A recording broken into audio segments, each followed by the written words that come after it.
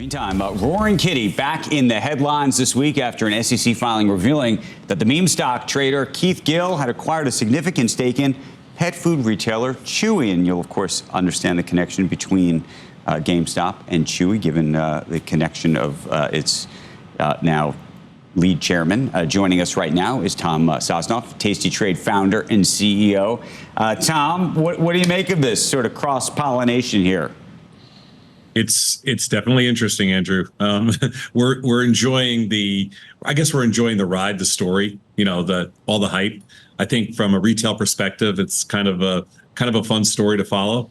I don't know what else is there. I'm not sure there's much else to it, but it's an incredible story, and I think retail investors are attracted to it because there's not too many stories out there of an individual investor turning $50,000 into a few $100 million or whatever the number is. So it's a remarkable story in that respect. But then the question, of course, becomes who's the winner, who's the loser, and all of the folks who are sort of trying to jump on the Roaring Kitty train.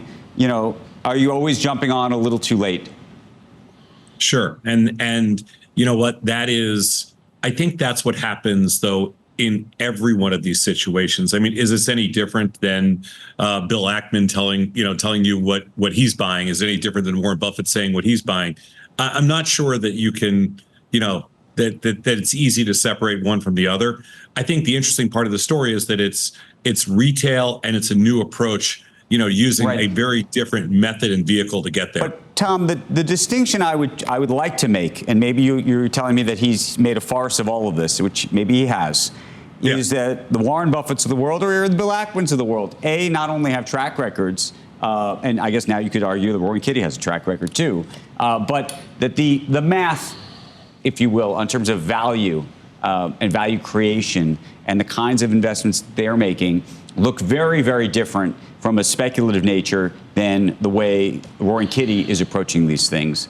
And most of the movements in GameStop, for example, seem to be based on sort of a euphoria among traders following a certain individual, as opposed to looking at the underlying math of the business and saying, actually, I understand how something could even grow into a valuation.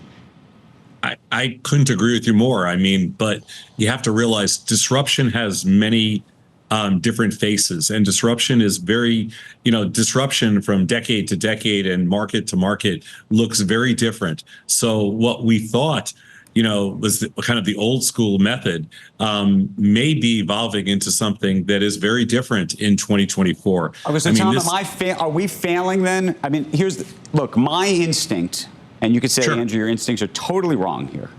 My instinct is to say to the viewers, and when we discuss these things, caution, Will Robinson, right? Like caution, like this is scary stuff because we've seen this movie before. But I think I know the end of the movie, right? I think you think you know the end of the movie, but what I think you might be saying is maybe the end of the movie changes in this new world, and that's the part I don't know about. Maybe I'm an old fogey at this point. I mean, I feel the same way. Am I buying GameStop on when it goes up? No. Am I buying Chewy when it goes up? No. In fact, if anything, I'm inclined to be on the short side of both of those. But the reality is, it hasn't necessarily paid, and it's been a rocky ride from the short side. So I'm looking at it as, this is an incredible story, and it's kind of almost DB Cooperish. It's kind of it's almost third world like, and I kind of feel like maybe we are witnessing something. Maybe this person, discovered something that, and in kind of the history of retail traders, we've never seen anything like this before. So we have to give it, a certain amount of respect. Am I ready to call him the GOAT yet? No. But did he change the world of retail investing? Oh, man. From everything I've seen, and I've been in this business a long time, going over 40 years, I'd say, yeah.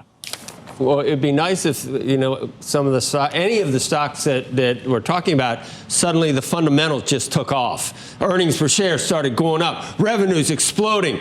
Great new management is bringing in none of that's ever happened. And when Andrew at the very top said, Chewy and GameStop, we now know what they have in common, I was like I can't think of anything they have in common other than the guy. Other than the guy. So, yeah. But if the guy hasn't been hasn't called anything correctly about the fundamentals of any of the companies yet.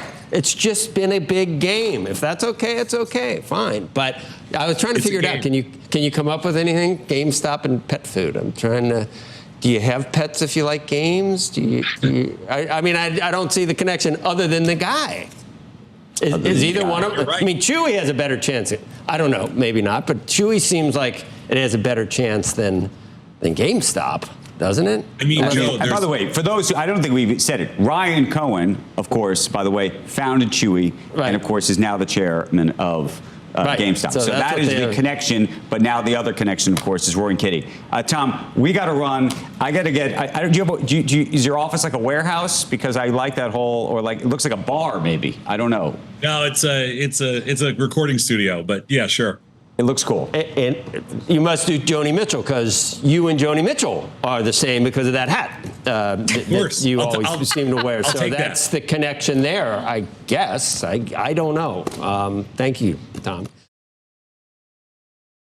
As I've mentioned many times recently, Chewy recently announced they would repurchase 17,550,000 shares of Chewy stock, and after the repurchase, those shares would then be canceled and retired, effectively reducing the number of outstanding shares by more than 4%.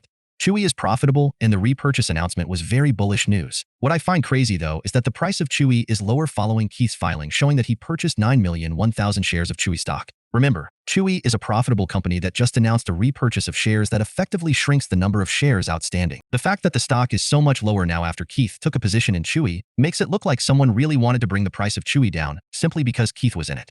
That's crazy. Once again, I want to mention the XRT Retail ETF that's been getting a lot of attention recently because both GameStop and Chewy are in this ETF. And on June 26th, one day before Keith's dog post, Chewy stock was the most heavily weighted in this ETF. And as of yesterday, July 1st, Chewy was still heavily weighted in the ETF, second only to one other stock.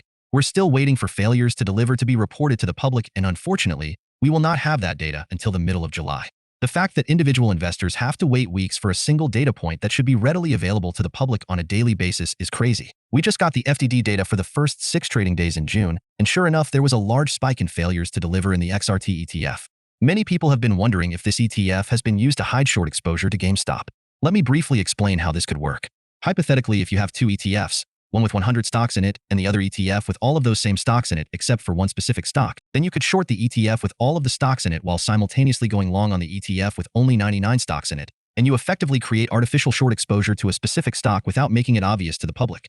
And if you look back, historically, spikes and failures to deliver in the XRT ETF appear to correlate with spikes in GME's share price some days later. I'm curious to see the FDD data on XRT for the second half of June, but unfortunately, we have to wait until the middle of July to get that data. I wonder if the XRT ETF had anything to do with Keith's decision to buy Chewy stock. Also, the lawsuit that was filed against Keith has been voluntarily dismissed by the plaintiff. You may remember I said yesterday that the allegations made in the lawsuit were, in my opinion, immaterial. And it's good news that the lawsuit has been dismissed. In my opinion, I don't think Keith has done anything wrong. He has purchased positions with his own money. He occasionally shares his opinions online, and he posts memes. Keith is free to invest and trade in the public markets like everyone else. He is free to express his opinions and post memes like everyone else. It's insane how much of the financial press and former regulators have been seething in anger at Keith over the past couple months, when all he has done is purchase positions with his own money, share his opinions, and post memes. They would much rather that you focus on some ordinary guy on the internet than consider the actions that they and their overlords on Wall Street engage in daily. If they want to make better use of their time, then they should pay attention to what the actual criminals are doing in the financial markets and leave Keith alone. At the end of the day, what individual investors want is simple, and nothing we're advocating for is beyond the realm of reason. Individual investors want a free, fair, and transparent stock market. We want large institutions to be held accountable for their actions. We want individual investors to have access to the same real-time data from exchanges' better private feeds, which is currently only available to the large firms on Wall Street. We want short sale data to be reported in real time. We want an end to excessive amounts of failures to deliver, and we want entities who fail to deliver on their obligations to be held accountable. We want an end to payment for order flow due to the insane conflicts of interest it creates. There's a reason why so many other countries have already banned it. We want the exchanges to be not-for-profit utilities as they once were. The exchanges becoming for-profit ventures has created so many conflicts of interest at the expense of individual investors. We want increased competition among market makers. And we want all of individual investors' orders to be routed directly to lit transparent exchanges rather than opaque alternative trading systems known as dark pools. Ultimately, it's simple. What we want is a stock market that offers a truly level playing field for all investors. Please leave a like on this video so more people will see it. And while you're down there, please consider subscribing. It's free, and you can always change your mind. Thanks for watching, and hopefully I'll see you in the next video.